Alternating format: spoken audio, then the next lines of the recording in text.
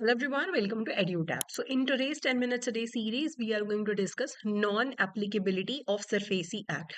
तो देखिए SARFAESI Act एक ऐसा ऑप्शन है जो बैंक्स या फाइनेंशियल इंस्टीट्यूशंस के पास अवेलेबल है कि वो डेट रिकवरी ट्रिब्यूनल या कोर्ट्स जाए बिना अपना जो सिक्योरिटी इंटरेस्ट है उसे इन्फोर्स कर सकते हैं कि जो एसेट्स हैं जिन्हें गिरवी रख के लोन लिया गया था लोन डिफॉल्ट पे उन्हें अपनी पोजेशन में ले सके, अपना पैसा रिकवर कर सके।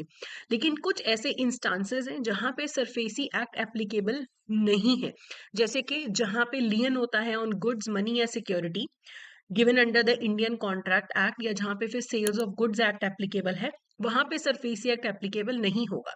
जहां पे मूवेबल गुड्स का प्लेज इन्वॉल्व है वहां पे इंडियन कॉन्ट्रैक्ट एक्ट एप्लीकेबल है, नॉट सरफेसी एक्ट।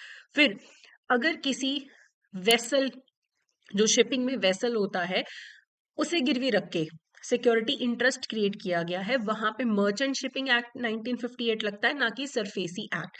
फिर कोई भी कंडीशनल सेल का, हायर परचेज का, लीज का या कोई भी और कॉन्ट्रैक्ट है in which no security interest has been created, वहां पे भी सरफेसी एक्ट नहीं लगेगा।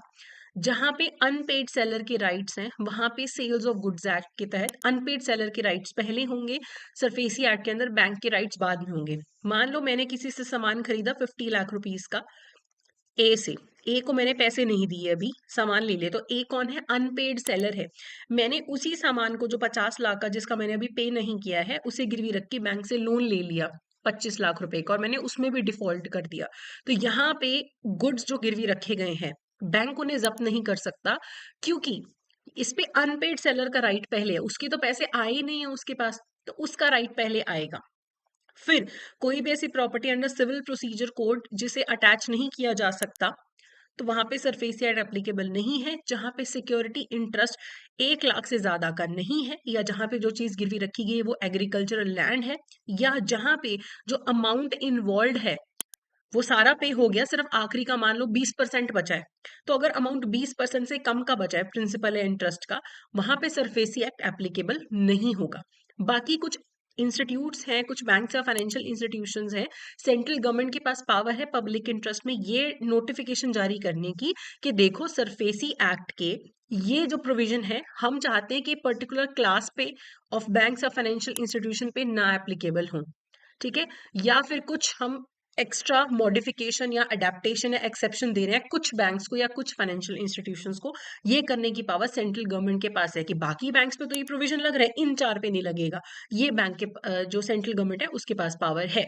लेकिन ये नोटिफिकेशन इशू करने से पहले जो ड्राफ्ट होगा नोटिफिकेशन का, वो पार्लियामेंट में प्रेजेंट किया जाएगा। जब पार्लियामेंट सेशन में होगा ना, तब कोई ना कोई सेशन चल रहा हो, जैसे बजट सेशन होता है, मॉनसून सेशन होता है, उसमें प्रेजेंट करो।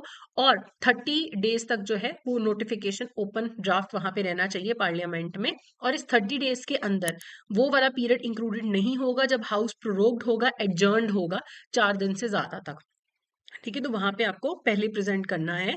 और कॉपीज जो है नोटिफिकेशन की इस सेक्शन के अंदर must be laid before each house of Parliament as soon as possible after it has been issued. जो भी नोटिफिकेशन सरफेसी एक्ट के अंदर इशू होती हैं, तो वो पार्लियामेंट के जो दोनों हाउसेज है उनके सामने भी उन्हें ले डाउन किया जाता है। ठीक है, तो ये कुछ प्रोविजन है जहां पे थोड़ा एग्जाम्पशंस हैं या फिर एडेप्टेशंस हैं। अब इसके रिगार्डिंग एमसीक्यू करने से पहले मैं आपको बता दूं कि कैब एग्जामिनेशन का मास्टर कोर्स हमारे पास लॉन्च्ड है। देखिए नोटिफिकेशन आ चुका है, काफी एडवांस में नोटिफिकेशन आ गया है, रजिस्ट्रेशन डेट्स भी मार्च के हैं। तो आप जल्दी से जल्दी उसके लिए प्रिपरेशन स्टार्ट कर दीजिए। आप हमारा मास्टर कोर्स में एनरोल कर सकते हैं, हमारा जो लाइव क्रैश कोर्स है वो भी अवेलेबल है, उसमें भी आप एनरोल कर सकते हैं, हमारी वेबसाइट जाके आप चेक कर सकते हैं। क्वेश्चन देखते हैं। As per the SARFAESI Act consider the following statements regarding its non applicability. The Act does not apply to pledge of movable goods under the Indian Contract Act, correct. Security interests created in agricultural land are not covered, correct. Any security interest not exceeding 1 lakh is exempted, correct. If the amount due is less than 25% of the principal and amount, SARFAESI Act is not invoked. 25 नहीं 20 आएगा, तो ये गलत हो गया। तो correct क्या है? B, 1, 2 and 3। तो ये था हमारा आज का सेशन। बाकी आपको कोई भी डाउट है आप हमें मेल कर सकते हैं hello@edutap.co.in पे, या फिर इस नंबर पे भी कॉल कर सकते हैं। वेबसाइट पे आप हमारे कोर्सेज भी चेकआउट कर सकते हैं। तो ये था हमारा आज का session. That's it for today. Thank you so much.